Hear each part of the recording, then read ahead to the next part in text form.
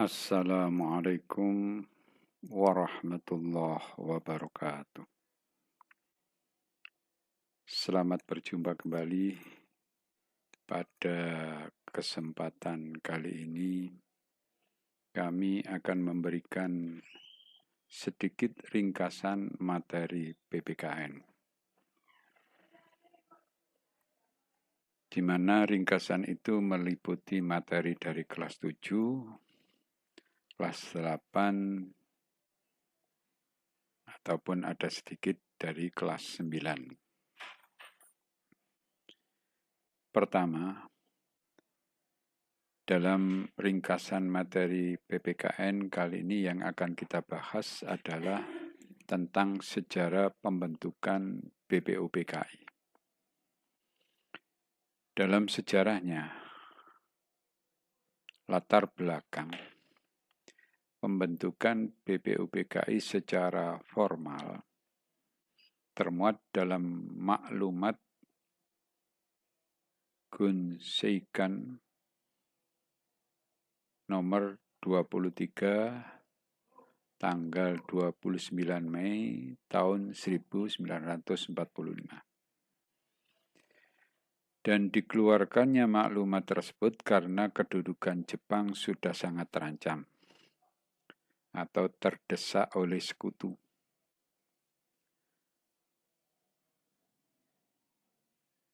Maka kebijakan pemerintah Jepang membentuk BPUPKI, Badan Penyelidikan Usaha-usaha Persiapan Kemerdekaan Indonesia. Pendirian BPUPKI telah diumumkan pada tanggal 11 Maret 1945. Namun BPUPKI baru diresmikan pada tanggal 29 April 1945 yang bertepatan dengan hari ulang tahun Kaisar Hirohito. Dan BPUPKI memiliki nama dalam bahasa Jepang, yaitu Dokuritsu Zumbi Kosakai. BPUPKI pernah mengadakan sidang 2 kali. Sidang pertama berlangsung pada tanggal 29 Mei sampai 1 Juni 1945. Agenda utama pada sidang pertama adalah membahas tentang rumusan dasar negara. Sidang yang kedua berlangsung pada tanggal 10 Juli 1945 hingga 17 Juli 1945. Adapun agenda utama pada sidang kedua adalah pembahasan mengenai rancangan undang-undang dasar, bentuk negara, pernyataan kemerdekaan, wilayah negara, dan kewargaan negara Indonesia. Nah, itulah latar belakang dibentuknya BPUPKI oleh pemerintah Jepang. Dan memang dengan terdesaknya Jepang oleh tentara sekutu agar bangsa Indonesia ini mau membantu Jepang, maka Jepang dengan taktiknya supaya bangsa Indonesia ini mau membantunya, maka dia diberi janji untuk diberi kemerdekaan. Berikutnya, untuk memperdalam materi itu, anak-anak saya beri contoh soal. Coba perhatikan contoh soal berikut ini. dalam keadaan terdesak oleh pasukan sekutu. Akhirnya Jepang memberikan janji kemerdekaan pada bangsa Indonesia. Maka pada tanggal 1 Maret 1945, melalui Letnan Jenderal Kumaikichi Harada, pimpinan pemerintah pendudukan Jepang di Jawa,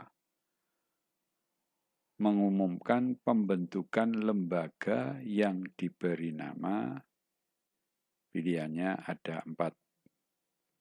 A. PPKI, B. BPUPKI, C.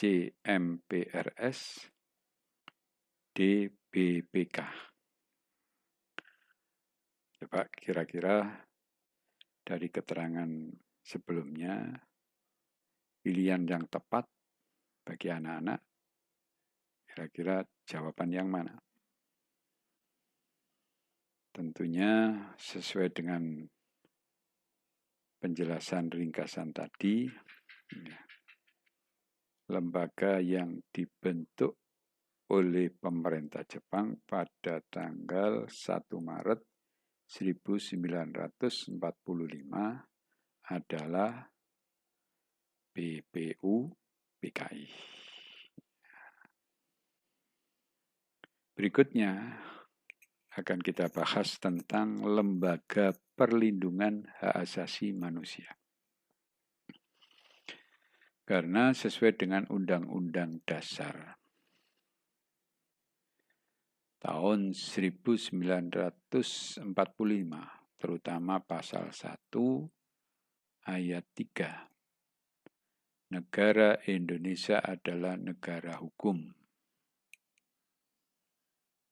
Tentunya di dalam menjalankan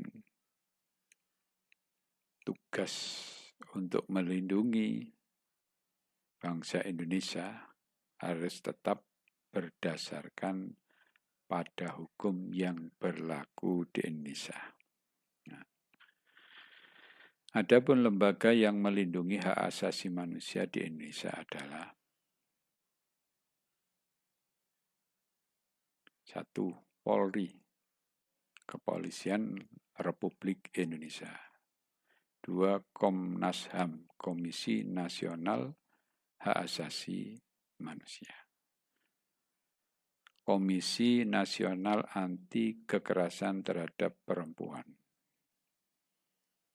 KPAI, Komnas Perlindungan Anak Indonesia. Pengadilan HAM. Komisi Kebenaran dan Rekonsiliasi. YLBHI, Yayasan Lembaga Bantuan Hukum Indonesia. LBH, Lembaga Bantuan Hukum Swasta. Nah, ini adalah beberapa lembaga yang bertugas untuk melindungi hak asasi manusia. Untuk lebih memperdalam lagi dan memahami tentang lembaga negara, maka anak-anak saya beri contoh soal berikut ini.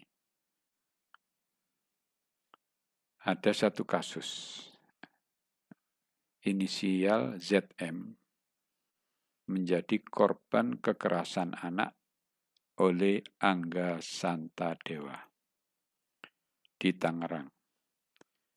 Dia kemudian menjalani perawatan di Rumah Sakit Metro Hospital Cikupah, Kabupaten Tangerang.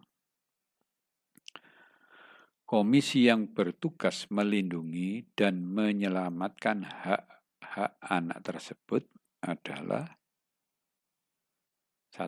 Pilihannya KPAI, 2. LBH, C. Polri, D.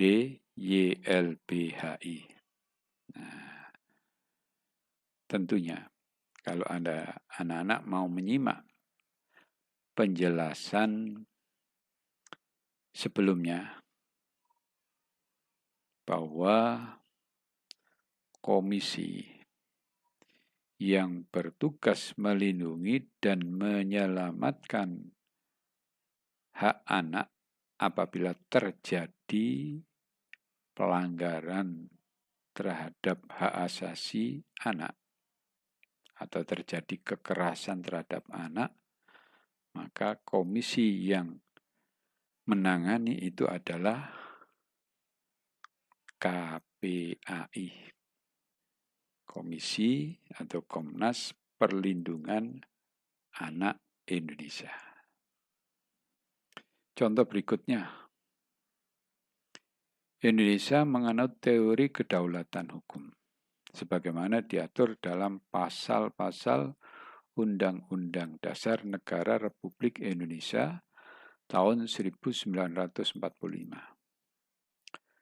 Pasal yang menegaskan bahwa negara Indonesia adalah negara hukum diatur dalam pasal ada 4 pilihan. A. Pasal 1 ayat 1. B. Pasal 1 ayat 2. C. Pasal 1 ayat 3. D. Pasal 2 ayat 1. Kalau anak-anak menyimak tentang ringkasan materi sebelumnya, tentu anak-anak masih ingat kan bahwa yang menjelaskan tentang Indonesia adalah negara hukum itu diatur dalam pasal 1 ayat 3 yang bunyinya negara Indonesia adalah negara hukum. Nah, jadi paham kan anak-anak? Untuk berikutnya, tentu anak-anak pernah mendengar tentang lembaga yang dibentuk oleh negara Indonesia dalam rangka menangani pemberantasan KKN, korupsi, kolusi, nepotisme di Indonesia. Yang mana dalam pembentukan ini untuk menegakkan hukum atau penegakan supremasi hukum yang diamanatkan oleh Undang-Undang Dasar Pasal 1 ayat 3 tadi bahwa negara Indonesia adalah negara hukum. Nah, pada era reformasi dibentuklah lembaga ini. Komisi ini, KPK ini punya tugas satu, koordinasi dengan instansi yang berwenang melakukan pemberantasan tindak pidana korupsi. Supervisi terhadap instansi yang berwenang melakukan pemberantasan tindak pidana korupsi.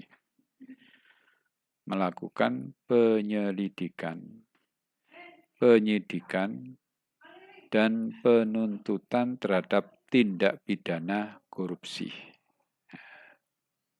Jadi supaya negara kita ini menjadi negara yang terhormat, pejabat negara kita menjadi pejabat yang bersih dari tindakan KKN, maka dibentuklah komisi ini untuk memberantas korupsi yang pernah melanda di Indonesia. Untuk lebih jelasnya, anak-anak akan saya beri contoh soal. Contoh soalnya ya, bunyinya semacam ini. Pelaksanaan nilai-nilai Pancasila di era reformasi untuk mewujudkan masyarakat adil dan makmur sejak zaman pemerintahan Presiden B.J. Habibie, yaitu di era awal reformasi, hingga era digitalisasi saat ini.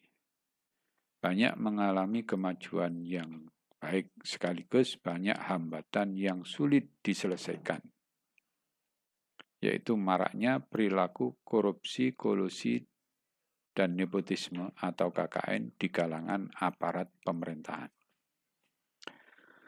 Untuk mengatasi masalah KKN ini, diperlukan tugas bersama seluruh kalangan masyarakat guna membantu menyelesaikannya. Nah, misalnya dengan cara, ini ada 4 pilihan. Coba kalian pilih yang terbaik, yang sesuai dengan pertanyaan. Pilihan pertama, A, banyak berdoa supaya tidak melakukan KKN. B, memberikan hukuman mati kepada setiap pelaku KKN. Memperkuat tugas dan fungsi KPK. Bergaya hidup sederhana sesuai norma dan peduli kepada sesama. Nah, coba kalian pilih di antara 4 pilihan ini yang ada relasinya dengan pertanyaan, yaitu untuk mengatasi masalah KKN ini diperlukan tugas bersama seluruh masyarakat. Ingat, seluruh kalangan masyarakat. Ya. Kira-kira pilihannya yang mana? Nah, tentu kalau A, banyak berdoa supaya tidak melakukan KKN, kurang tepat. Ya. Belum tentu orang berdoa ya tidak melakukan KKN. Masih banyak. Memberikan hukuman mati kepada setiap pelaku KKN. Ya. Ini bukan tugas masyarakat, tapi ini adalah tugas penegak hukum. Yang menjadi pertanyaan ini seluruh kalangan masyarakat. Memperkuat tugas dan fungsi KPK. Ini tugas daripada lembaga negara itu. Ya. Jadi yang paling tepat di sini ya, bergaya hidup sederhana, sesuai norma dan peduli kepada sesama. Nah, karena ini ada kaitannya dengan seluruh kalangan masyarakat.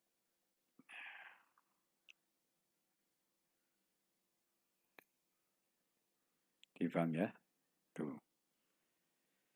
Kemudian pada pembahasan berikutnya, yaitu tentang pembukaan Undang-Undang Dasar Negara Republik Indonesia tahun 1945. Dalam pembukaan Undang-Undang Dasar itu terdiri dari 4 alinea. Dan setiap alinea mengandung pokok pikiran. Pokok pikiran pertama, negara melindungi segenap bangsa Indonesia dan seluruh tumpah darah Indonesia dengan berdasar atas persatuan. Pokok pikiran kedua, negara hendak mewujudkan keadilan sosial bagi seluruh rakyat Indonesia, atau diringkas dengan pokok pikiran keadilan sosial. Pokok pikiran ketiga, negara yang berkedaulatan rakyat berdasarkan atas kerakyatan dan permusyawaratan atau perwakilan, atau diringkas dengan pokok pikiran kedaulatan rakyat. Yang keempat, pokok pikiran yang keempat, negara berdasarkan atas ketuhanan yang Maha Esa, menurut dasar kemanusiaan yang adil dan beradab. Atau diringkas menjadi pokok pikiran ketuhanan. Nah, itulah tentang pokok pikiran yang termuat dalam pembukaan Undang-Undang Dasar Negara Republik Indonesia tahun 1945 yang terdiri dari 4 alinea. Setiap alinea mengandung pokok pikiran, sehingga dalam pembukaan itu ada 4 macam pokok pikiran. Nah, sekarang untuk memperdalam materi itu, kalian saya beri soal. Bahwa negara Indonesia adalah negara yang berkedaulatan rakyat. Berdasar atas kerakyatan dan permusyawaratan perwakilan. Kedaulatan rakyat adalah teori yang menyatakan bahwa kekuasaan dalam suatu negara ada di tangan rakyatnya. Pernyataan di atas, pertanyaannya ini, merupakan pokok pikiran dari pembukaan Undang-Undang Dasar Negara Republik Indonesia tahun 1945. Nah, di sini ada 4 pilihan. Keempat, kedua, pertama, ketiga. Nah, kalau kalian masih ingat keterangan tadi, tentunya tentang kedaulatan rakyat itu dimuat dalam pokok pikiran ketiga. Ya, masih ingat kan? Ya. Berikutnya, amati pernyataan di bawah ini. 1. Tujuan negara dan dasar negara. 2. Sistem pemerintahan negara. Bentuk negara Indonesia. Hak dan kewajiban negara. Ya. Nah, berdasarkan pernyataan di atas, 4 macam pernyataan di atas, yang merupakan makna yang terkandung dalam alinea keempat pembukaan Undang-Undang Dasar Negara Republik Indonesia tahun 1945. Di sini ada 4 macam pilihan. A, 1, 2, dan 4. B, 1, 3, dan 4. C, 1, 2, dan 3. D, 2, 3, dan 4. Nah, makna yang terkandung dalam alinea keempat dari pernyataan tersebut di atas adalah ditunjukkan pada nomor 1, 2, dan 3, yaitu tujuan negara, dasar negara, sistem pemerintahan negara, 3, bentuk negara Indonesia. Nah, sekarang materi tentang penyebab konflik dalam masyarakat. Ya. Gejala yang menunjukkan adanya konflik sosial dalam masyarakat antara lain tidak adanya persamaan pandang antar kelompok, seperti perbedaan tujuan, cara melakukan sesuatu, dan sebagainya.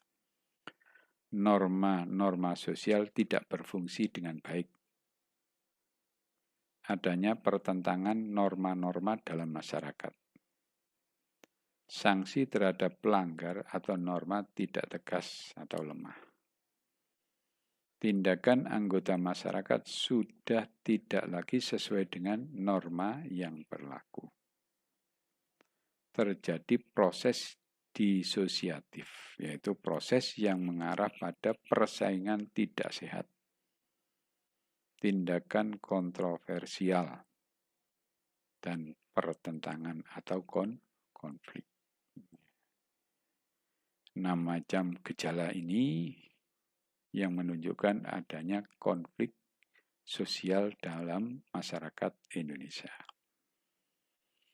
Ada sebuah contoh soal untuk memperdalam materi tadi.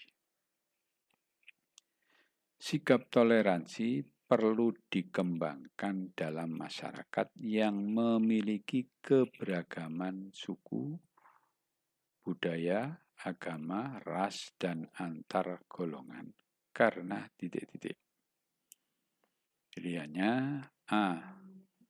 Menumbuhkan sikap fanatisme pada golongan tertentu. Mendorong perubahan sosial masyarakat secara cepat. Mencegah terjadinya pertentangan kelompok.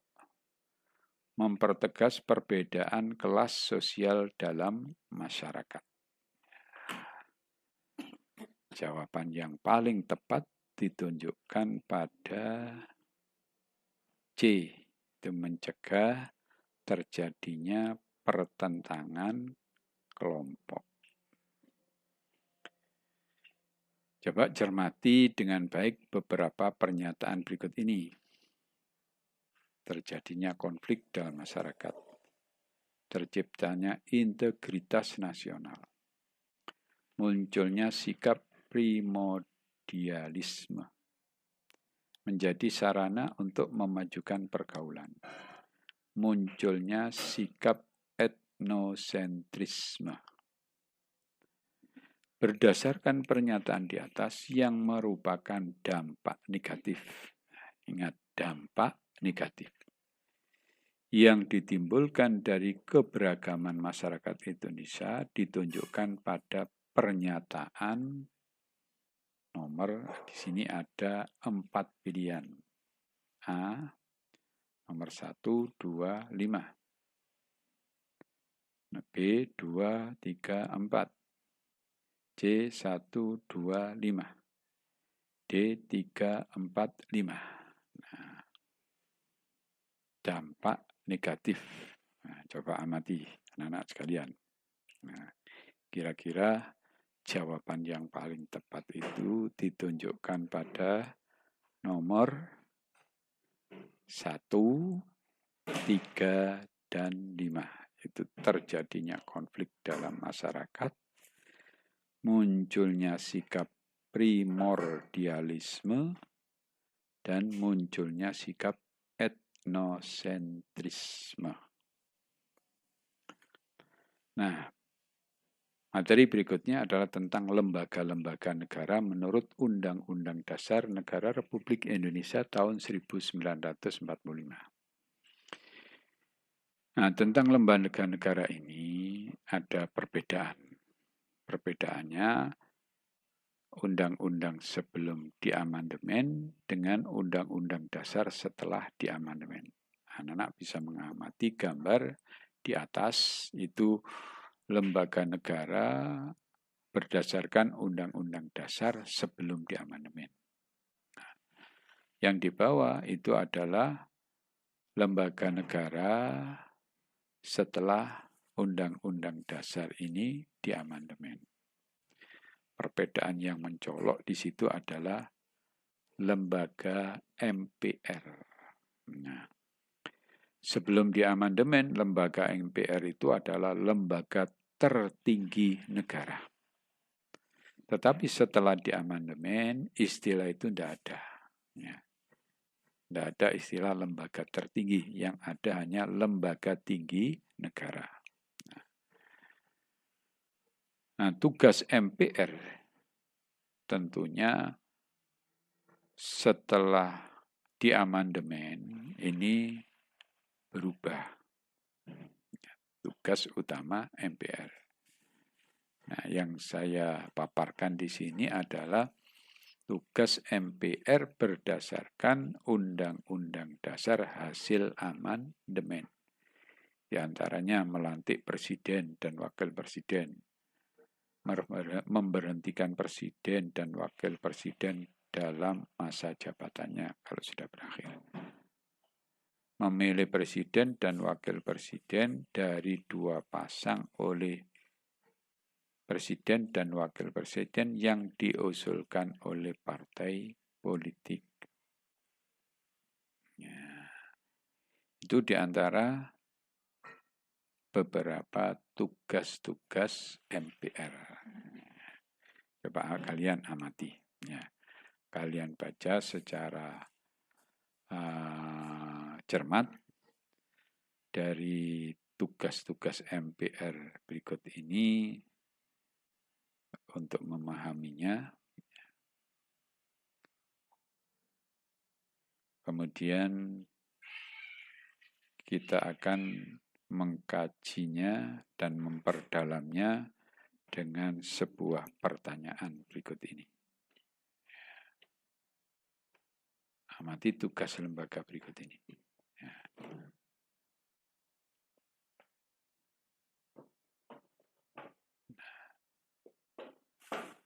Ada 5 pernyataan tentang tugas lembaga negara.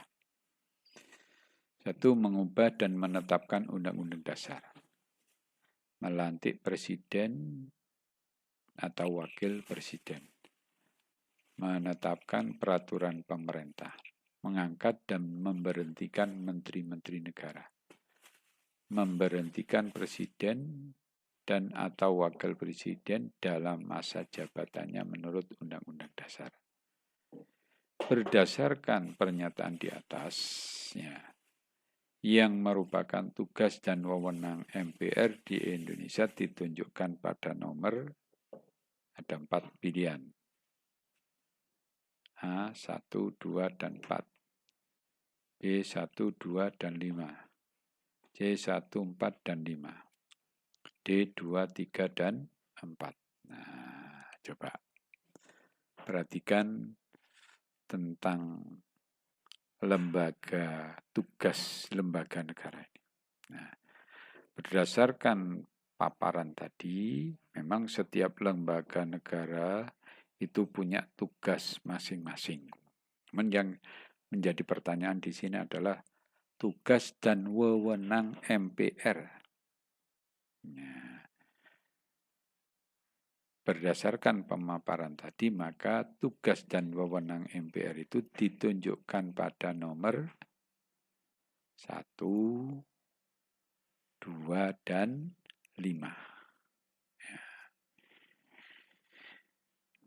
Nah, demikian anak-anak penjelasan tentang materi yang disajikan. Semoga Anda bisa mencerna dan memahaminya, dan semoga berhasil, dan selamat menikmati hidangan berikut ini. Ya. Coba kamu lihat. Ini hanya boleh dimakan kalau sudah berbuka puasa. Ya. Kalau sebelum berbuka puasa tidak boleh. Nah, untuk mengakhiri, kami ucapkan selamat menjalankan puasa Ramadan. Semoga puasa kalian diterima oleh Allah, ibadah kalian diterima oleh Allah, dan semoga anak-anak diberi kekuatan bisa menjalankan puasa Ramadan 1 bulan penuh. Semoga kalian mendapatkan perlindungan dari Allah Subhanahu wa Ta'ala. Demikian ringkasan materi yang kami sajikan pada kesempatan ini, dan kami ucapkan wassalamualaikum warahmatullahi wabarakatuh.